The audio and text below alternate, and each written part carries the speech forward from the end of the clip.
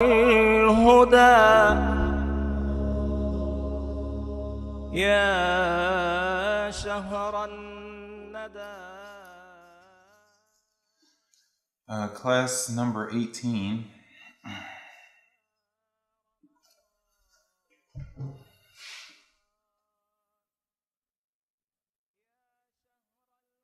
بسم الله الرحمن الرحيم.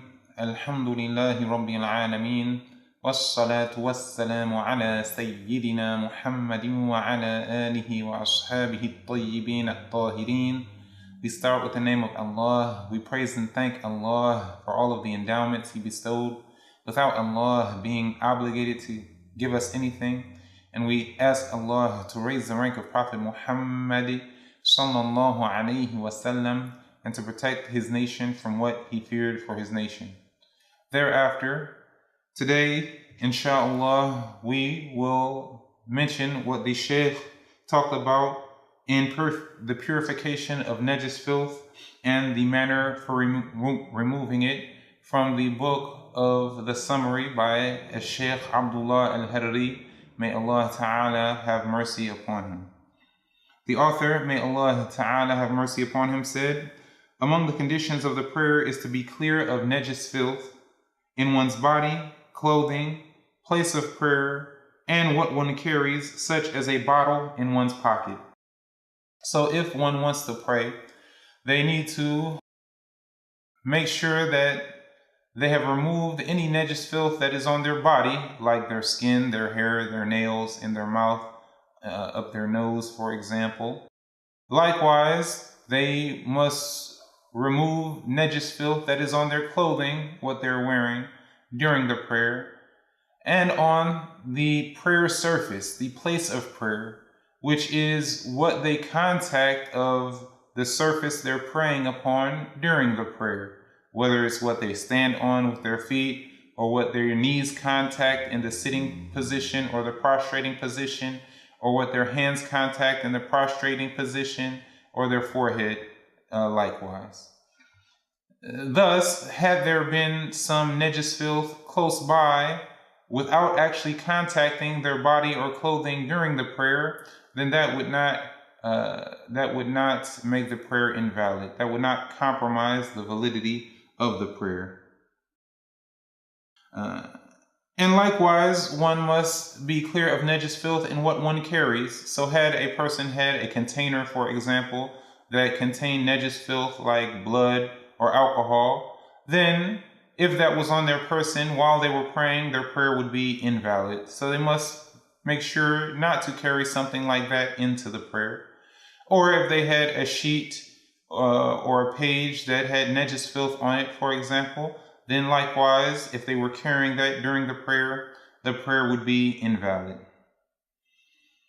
The author, may Allah Ta'ala have mercy on him, said, if najis filth comes in contact with a person praying, or what one is carrying, one's prayer is invalidated unless one casts off the najis filth immediately, or it is an exempted najis filth like the blood of one's own wound.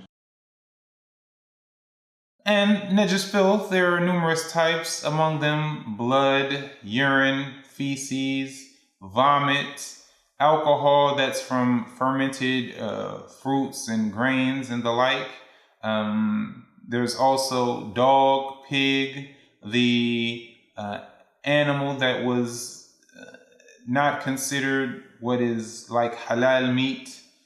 So the dead animal that's not considered like halal meat, the meita, which is other than the edible animal that was killed in a way in accordance with religious law that deems it permissible to consume. And likewise pus and vomit, if I didn't already mention that. So he said that if najis filth comes in contact with a person praying, or with what they carry, meaning maybe it didn't touch their skin or their hair, but it contacted something that they're carrying during the prayer, then one's prayer would be invalidated unless they could get rid of that, casting it off immediately. Thus, if they could get rid of it, but they didn't cast it off immediately, then the prayer would be invalidated. If the najis filth was completely dry and it fell upon a person while he was praying, and the part that it contacted was dry, then the najis filth wouldn't contact the part that it wouldn't contaminate the person. So if the person could cast that najis filth off of himself immediately without carrying it by, for example, moving it with his hand or moving it with his sleeve, rather he could merely get it off by, for example, shrugging his shoulders, and all of the najis filth would be removed, then if he did that immediately, then his prayer would remain valid. However, if he delayed, his prayer would be invalidated. If, however, the najis filth was wet, then if he could remove it immediately, an example mentioned by some of the sheikhs being that there was water nearby, so if there was, for example, running water already and some wet najis filth contacted one's hand and they could immediately get it off by putting their hand under the running water and rinsing that away, their prayer would remain valid, and otherwise their prayer would be invalid, like being in a circumstance where they couldn't get that off immediately. If the najis filth contacted their clothing in a way that they couldn't get it off without carrying it, then their prayer would be invalidated. However, if the najis filth, the wet najis filth, contacted the likes of a ridat, a shawl that one had draped over his shoulders, his or her shoulders, and this najis contacted the shawl and nothing else, and the person could immediately drop the shawl without carrying it. Rather, they could merely shrug their shoulders and cause the shawl to fall off. Then if they did that immediately, their prayer would remain valid. And if not, if they delayed, then their prayer would be invalidated. He said this is other than the exempted najis filth, like the blood of one's own wound, because the blood of one's own wound is overlooked in the prayer. And the scholars mentioned other examples of exempted najis filth, like the person who, for example, made istinja by wiping. And of course, when one makes istinja by wiping, there may be a trace remaining that could only be removed with water. And so if this trace remained, this trace is overlooked. And had a person made istinja in this way, and then later they sweated around the part of like their buttocks, for example, and that sweat reached those traces, and those traces contacted his clothing, for example, his prayer would remain valid. The author, may Allah Ta'ala have mercy on him, said, "It is an obligation to remove the non-exempted najis filth with purifying water by removing its entity and properties, that is, the taste, color, and odor." So the way one removes the najis filth is by rinsing it with purifying water. And we mentioned previously what is the purifying water. It's not the najis water, nor is it the used water. It hasn't been used for purification or removing ritual. It hasn't been used for removing najis or lifting ritual impurity. And it's the water that has not lost its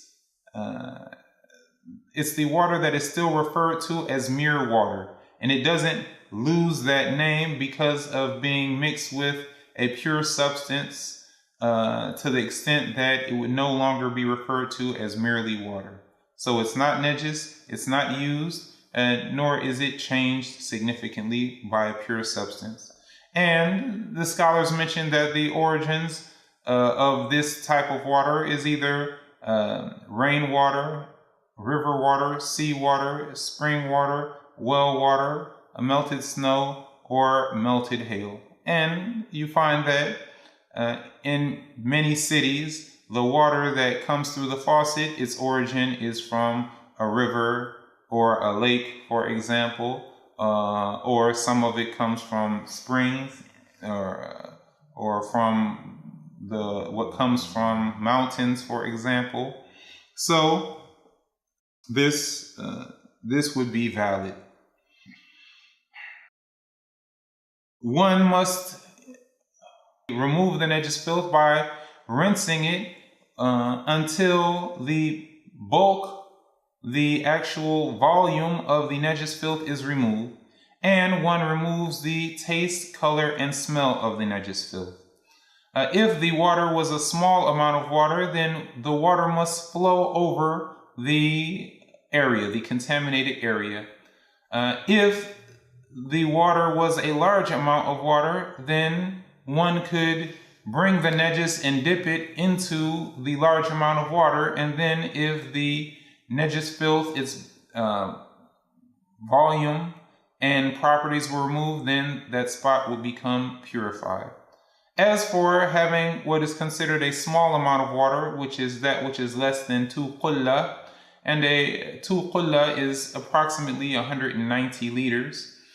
If one submerged an unexempted najis filth into what's less than 2 qulla of water, then that najis filth would contaminate the entire amount of water.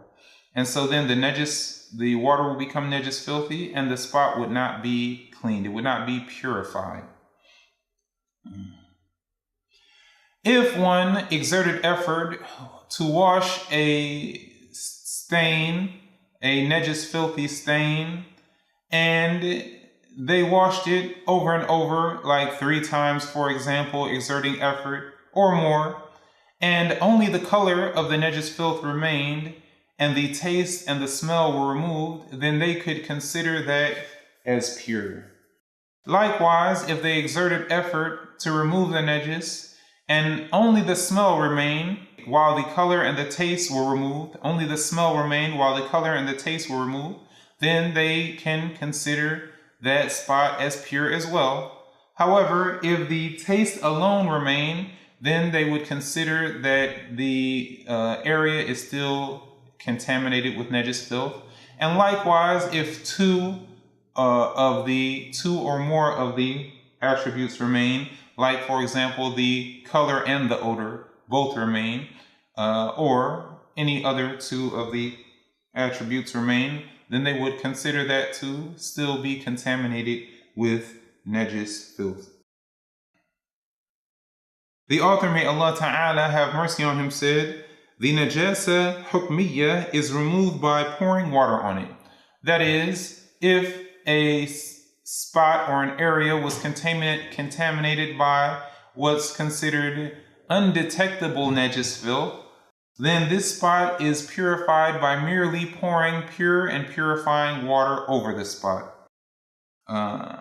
And the hukmiyya najasa, النجاسة الحكمية, this is what is considered contaminated. This is the spot that is considered contaminated with najis filth.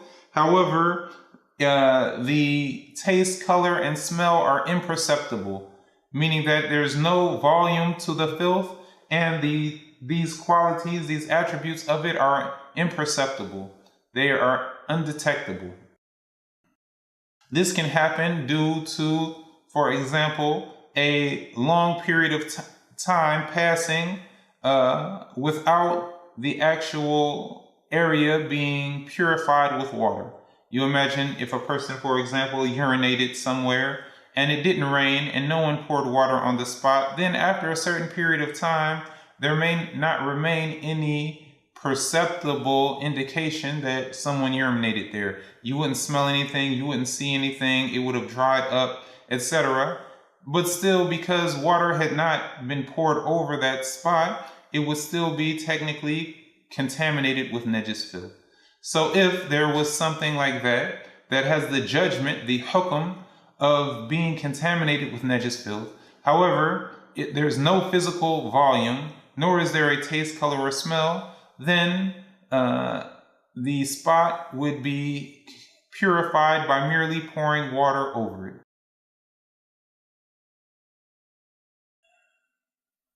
He said, the najasa hukmiyya is the najis filth which does not have a discernible color, taste, or odor. Sometimes there may come a situation where a person can use the knowledge of the difference between the hukmiyya najasa, which is the najis filth that does not have the contaminated area that does not have a volume, the contaminated area in which the najis filth does not have a volume or the attributes of taste, color, and smell, and the ayniyya, where these qualities remain, like the bulk of the najis remains or its properties. Sometimes a person can use this knowledge to their benefit, because sometimes something would be contaminated with najis filth in a way that makes it that it may be a challenge to just merely pour water over it until it becomes pure, for example, or it's something that's not easily moved or relocated to take it to where there is flowing water. Like, for example, what happens when najis filth occurs, when najis filth stains a rug. A person may have a rug in their home, and if najis filth stains it, sometimes it could be a challenge to get that rug to somewhere where they could just easily rinse it. Or if you poured water on it, it won't just make all of the najis filth go away instantly. And if you pour water over the najis filth and the najis filth remains, then the water that contacted that najis filth would become najis filthy, and then it could lead to actually expanding the contaminated area. So one uses their understanding of the hukmiyya najis, the undetectable najis filth, and they would endeavor to take like napkins or a sponge or tissues or towel, and they would get up that najis filth with the paper towels or a towel or a sponge, without using lots and lots of water to spread the contaminated area, but just enough to maybe loosen it up, to get it thinner, so that maybe whatever sticky qualities it has, it will make it easier to remove it, to get up the bulk of it, and to rub it to the extent necessary to remove the color and the smell, etc. And they would do that like that, making sure not to drip everywhere and thus spread the contamination to new areas. And they would work with that carefully until they removed the bulk of the najis filth itself and the taste, color, and smell. And even if there was some moisture remaining, but it wasn't a lot of moisture to the extent that had you hypothetically wrung this out, the water would drip from it. No, not that much moisture. Rather, an amount of moisture that had you wrung this out, no water would drip from it. If that much moisture remains, then there's no harm in that. Once they have converted this ayniyya najis, this discernible najis that had a color, taste, smell, and bulk, to indiscernible najis by cleaning it up carefully in a manner similar to what I mentioned, or in another way, then they can follow that up by merely pouring purifying water over the entire contaminated area, and thus rendering the area as pure.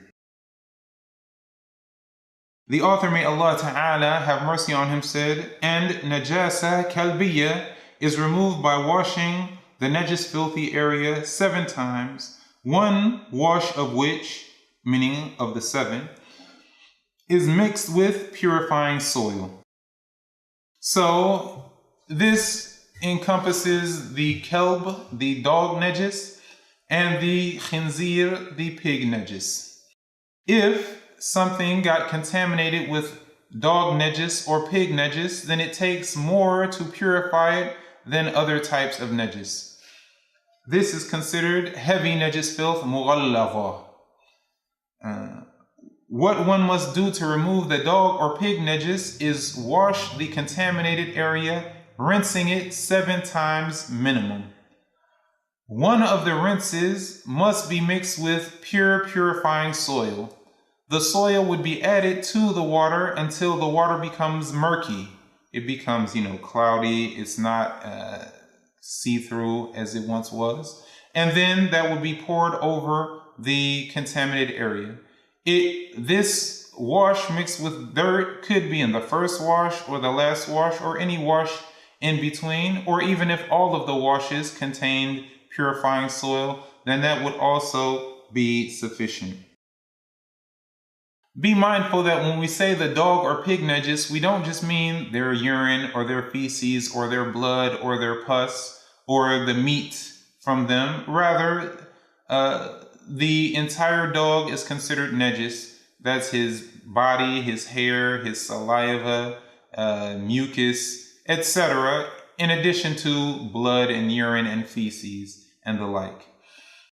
Likewise, the pig, its entire body is considered najis. So if one touched a dog or a wet dog or a wet pig, or touched a dry dog or a dry pig with a wet hand, for example, then that hand would become contaminated with the najis of the dog or the pig. He said, the washes which remove the physical presence of the najis filth and its qualities are deemed one wash, even if there was a need for numerous washes. Meaning that we've talked about in the previous, or just recently, about how one would remove the volume of the filth and its qualities, its attributes of taste, color, and smell. When it comes to the dog and pig najis, however many washes it takes to do that, all of those washes would be considered wash number 1, and then the remaining washes would be the other 6 washes that are required.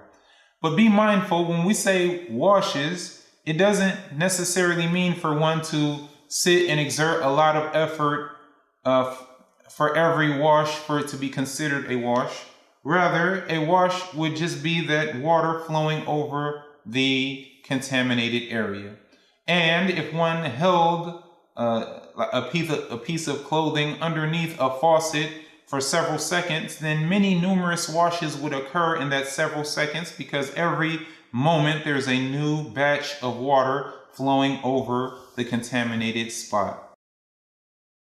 So if it did take a period of time for one, and they had to exert some effort to get rid of the bulk and the attributes of the dog or pig najis, then as many as it took to do that, that's wash number 1, and then the remaining 6 washes would follow. And of course, as we mentioned, one of them would have to be mixed with purifying soil.